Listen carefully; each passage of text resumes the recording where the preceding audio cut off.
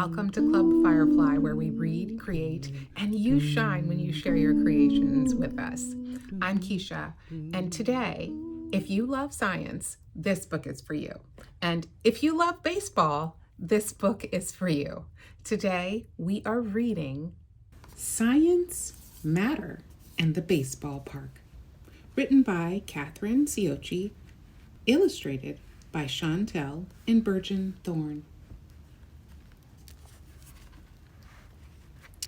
There's a ball game today, and the crowd shuffles in. The fans wear team colors and hope for a win. Wow, check out that baseball stadium. There's matter. That's also part of the game. It's all through the ballpark, but not all the same.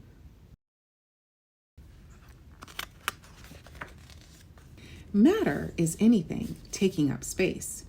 This is why matter's all over the place. The cameraman films all this matter around, from the top of the stands to the grass on the ground.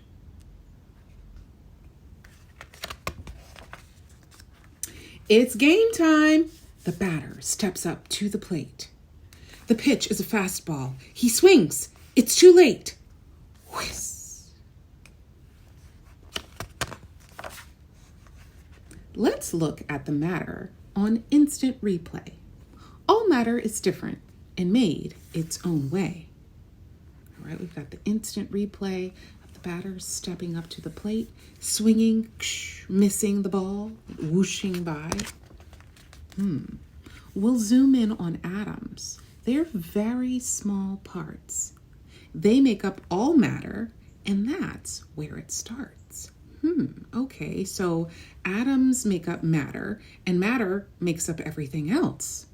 I'm learning so much from this book. The helmet protecting the head of the batter. Okay, look, we've zoomed in on his helmet, and we can see all of the atoms. All right. The helmet protecting the head of the batter feels hard to the touch. It's a solid type matter. The atoms in solids are packed really tight. There's no room to move to the left or the right. The scoreboard is a solid. Okay, that's hard too. And so is the bat, definitely. The jersey, that's a solid too, along with a hat. So when we zoom in on those things, you can see all the atoms, they're packed really close together. The kids near the dugout who hang on the fence drink a cold liquid matter throughout the suspense. So we were talking about solids before, now we're talking about liquid matter.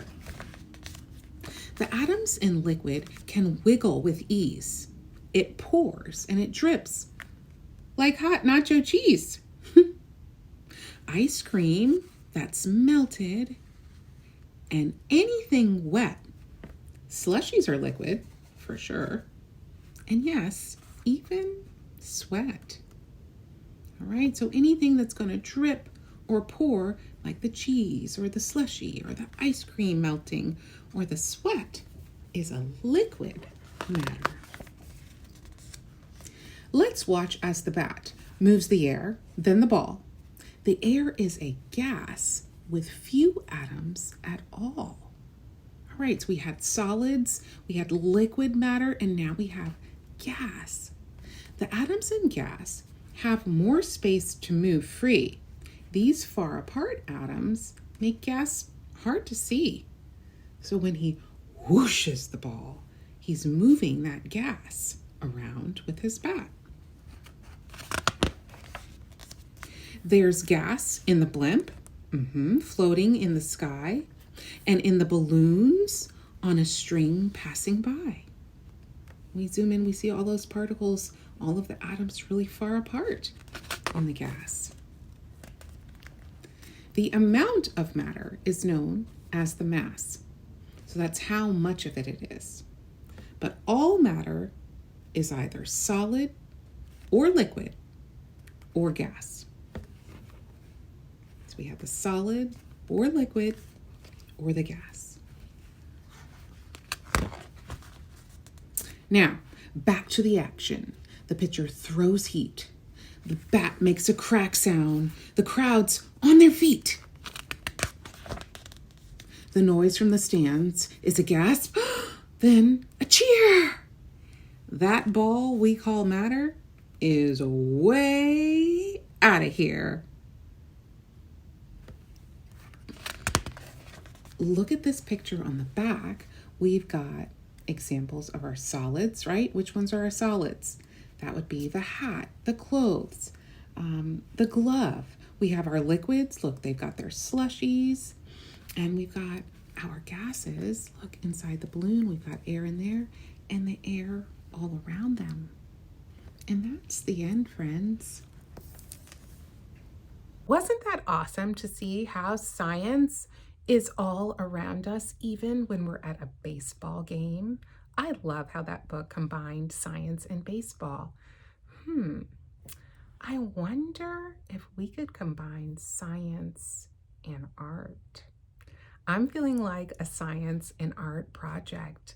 Let's create.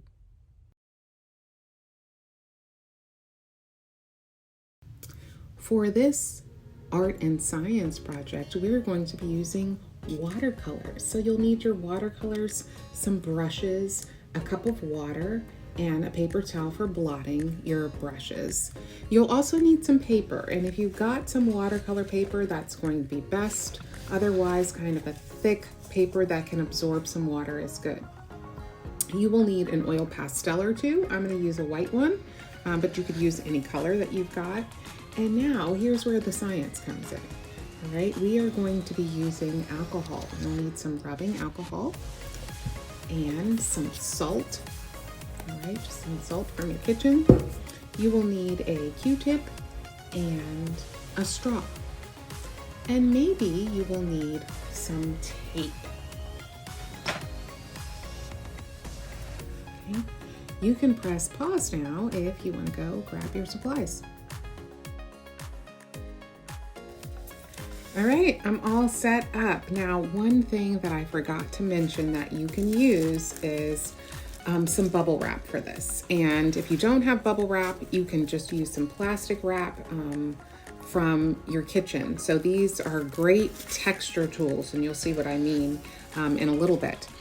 We are going to experiment with watercolor, and we're going to see how different solids or liquids or gases affect our watercolor paints. So what I have is my watercolor paper, and I've just folded mine in 6 sections. So we're going to do 6 different experiments.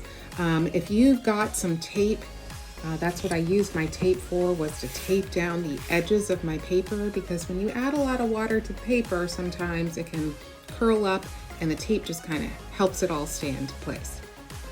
So we're going to start with the watercolor. Now, the interesting thing about watercolor paints is that they are a solid, right? I can hit it, nothing happens. These are solid paints, but when we add our liquid to them, which in this case is water, right? When we add the water to the color, it turns this solid into a liquid too that we can paint with. So we're going to start by just doing what's called a flat wash of the color. So you really want to add a lot of water to your color and just kind of spin it around in there. And you all have probably used watercolors before. You know, the more water that you add, the thinner the paint will be. And if you turn it a lot and you spin it around a lot, then the thicker kind of the application of it will be. But for this first box, I'm just going to do a wash of color so you can see how our solid turned into a liquid, right, when I added the water to it. So you can just paint, and I'm doing mine in squares, but you don't have to do yours in squares. You can do it on one paper, or you can use different papers for every one, however you want to do it. I think I'm going to mix in some orange with this and create some kind of warm colors here. And this just shows you how you can use watercolor, how it reacts when you've got a nice thick application. If I put a little bit more water into it, then it would just be a thinner application. And I've put that all over my first square. All right, so we've turned our solid into our liquid, and we've got a nice wash of color there. And you can play around with it and do different brush strokes and see how it reacts differently. If you did a swirl through it, that's kind of cool too. Using my brush to move that around. All right, now in our next one, we're going to experiment with an oil pastel. And kind of the science between oil and water is that they don't mix, right? The oil is going to resist the water when I put it down. So I'm going to do a little drawing in this next box, and I don't know if you all are going to be able to see yet what I'm drawing. Okay, you can probably see I'm drawing a circle, but it's like kind of invisible, right? All right, now I'm going to do some lines here. Anybody guess? Want to guess what I'm drawing here? All right, you're going to see it in a second. It's going to be like an invisible drawing that gets revealed when I add in the paint. All right, so I'm going to switch over now. I think I'm going to switch over to, what should I do? Maybe some green. All right, so I'm going to add some water to my green. All right, and let's paint and see what happened here.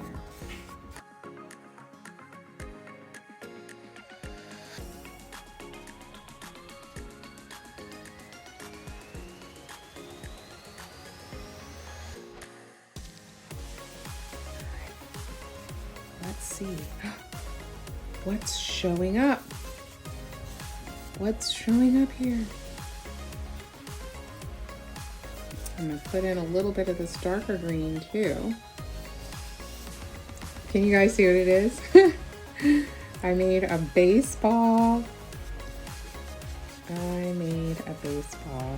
So what happened here is that because oil and water don't mix, the oil pastel resisted the watercolor where I put it there, and now you can see what I drew.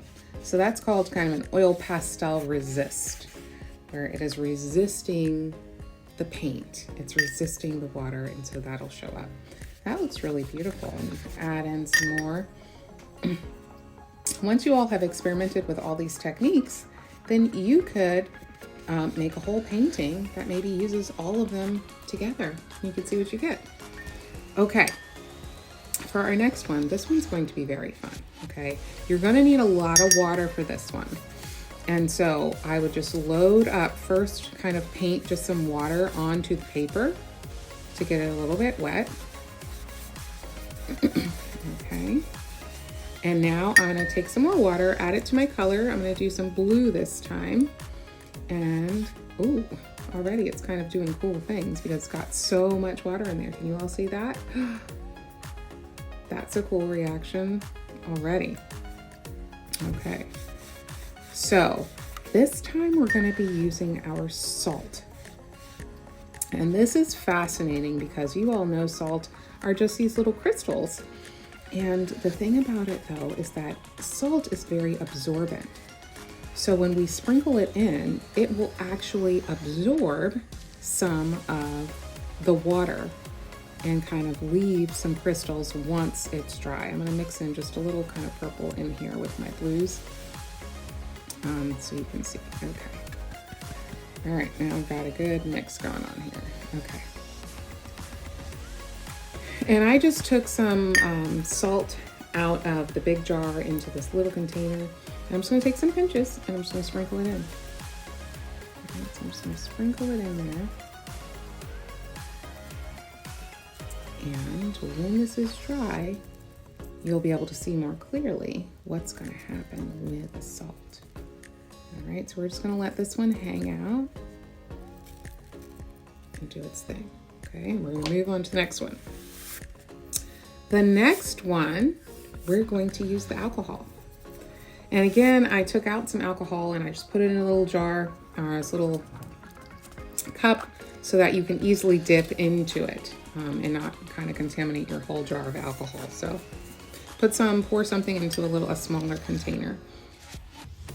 Now, let's see, what color should I use next? How about purple? I feel like we're kind of going down the rainbow here. Let's do some purple over here. And why not? Let's mix it in with some of that orange. Now for this one, I'm going to use a little bit less water than I did for the salt one because the alcohol one works best, I think, when it's not too wet. And so here's the thing about alcohol that's interesting. It makes the paper kind of reject the paint. So watercolor has this special ingredient in it that makes it stick to the paper, that really makes it attach to the paper. And when you add the alcohol, it breaks up those bonds. Now, alcohol is another liquid, right? It's another liquid. But let's see what happens. I've got a Q-tip here, and I am going to put a little alcohol on my Q-tip. Are you guys seeing that? And then I'm just gonna drop it. You see what happens? So it actually pushes the paint away from the paper. And that is very fun. Now you could also use a paintbrush if you want to try that and dab it right to the paper. It looks like little cells, doesn't it? So that's what alcohol and the watercolor do. That's how it reacts together. Let's see what happens when I put my brush straight down. You see how it's like it removes the paint from the paper. All right, so that's alcohol. Very cool. Okay, next we are going to use our gas to move our liquid watercolor around. Now you might be like, how are we gonna do that? Well, that's what our straw is for. And our straw is just really going to use our air from our mouths as the gas that's going to move our paint around. So get some good water onto your paint. And let's apply some paint there. I'm going to do some kind of squiggles of some red here. Okay. So I've got a nice buildup of color here. And now I'm gonna blow it. I'm gonna use the air through the straw to move this paint around. And let's see what happens. Can you all see what it's doing? Let me make sure my head's not in the way.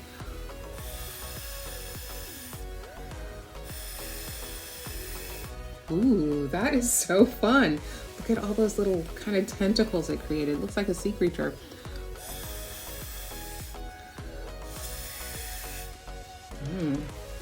I like that. All right, I think I'm gonna add a little bit of some dark purple down here at the bottom. And maybe some, like, is this, oh yeah, here's the darker purple. Yes, some darker purple here at the bottom.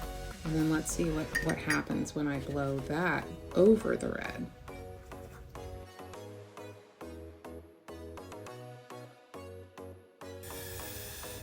Okay, I don't know, that might be my favorite one. So we used our air, our gas to blow our liquid around. That was very fun. Okay, last one. Are you all ready? This is the one where we're going to use another solid, which is a plastic, and mix that with our liquid, and then we'll see what happens once it's dry.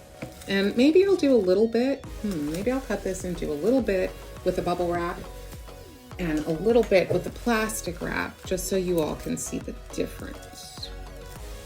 All right, now I'm just going to paint this whole square with my deep, dark, purpley blue black. And then we'll just lay down our plastic. And make sure it's got a good amount of liquid in it, so our plastic really has some liquid to sit in. All right, so I'll start with the plastic wrap, and I'm just gonna kind of scrunch it up, and I'm gonna lay it in there. And press it into your wet paint, like that. All right, we're just gonna let it hang out. And the rest of the square, I'm gonna use the bubble wrap. So the side with the bubble sticking up. All right, I'm gonna put face down, and I'm just gonna give it a little push. All right, now we're gonna let all of these dry, and we'll come back and see what's happening. You can see a little bit what's happening with our salt crystals there. But once this is dry, we'll see what happens with our plastic wrap and our bubble wrap. Oh look, this first one is dry now.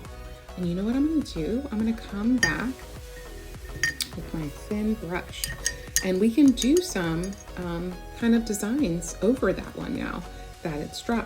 Maybe I'll use some of this red that I've got here. Now that that color is dry under, you can do your layers. I'll show you all one more technique. It's called a dry brush, all right? So for this one, you really want your brush to be basically dry, all right? So get all the water out of it, and then just get a little bit of paint on your brush. I'm gonna do some dry brush in this one with the oil pastel. All right, and then you just very lightly do some paint like that. And you can see it picks up the texture of the bristles of your brush. Did you all have fun experimenting with science and combining science and our watercolors together? I think now, while this is drying, I'm going to do a whole nother painting that combines all of our different techniques, and you can do the same thing. And let's see what we come up with. Okay? Friends, check it out. Our watercolor has dried, and look at all of our different watercolor techniques that we learned. We used solid matter, we used liquid matter, and we used gas matter to create all of these beautiful paintings. And I just want to hold it up a little closer to show you. Here was just our watercolor by itself. We did a wash on the back, and then we did some wet on top of that once the background had dried.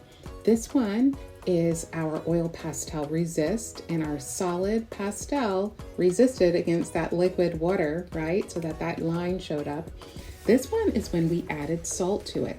And now the salt is dry a little bit, so we can kind of brush that off. To the side here. Brush that off and see all of this beautiful salt crystals. Look at that. The salt absorbs all of the water, and it creates those white spots of crystal. And then over here, look what happened with the alcohol. That one might be my favorite. I don't know. It just looks like those little cells.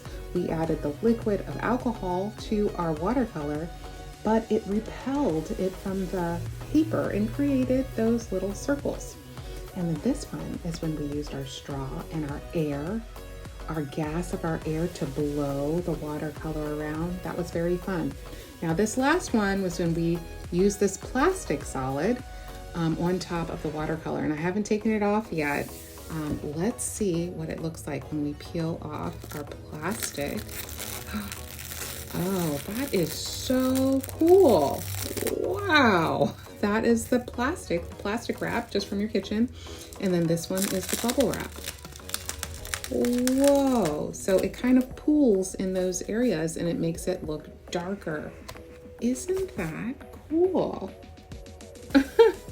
I love it. Now, hopefully you had a chance to experiment a little bit with all of these colors. I did. And I kind of made this painting, which is a little bit different. I got a little carried away with the blowing because that one was so fun. But I got the resist in there, and there's some salt on this one too. I had some salt crystals. Here's the bubble wrap down here, and a little bit of the alcohol up in this corner. So I just really enjoyed making another sort of an abstract painting with all of my different watercolor techniques. I hope you all enjoyed experimenting with science and art and learning how watercolor can make all of these different beautiful types of paintings. Great job, friends! Wasn't that fun? I love that art and science mashup, and I would love to see your projects. You can share them with me on our Facebook page at Club Firefly Kids, and remember to join the club by liking and subscribing to this channel. Until next time, keep reading, keep creating, and keep on shining. Spread your wings, shine your light. Club Firefly, spread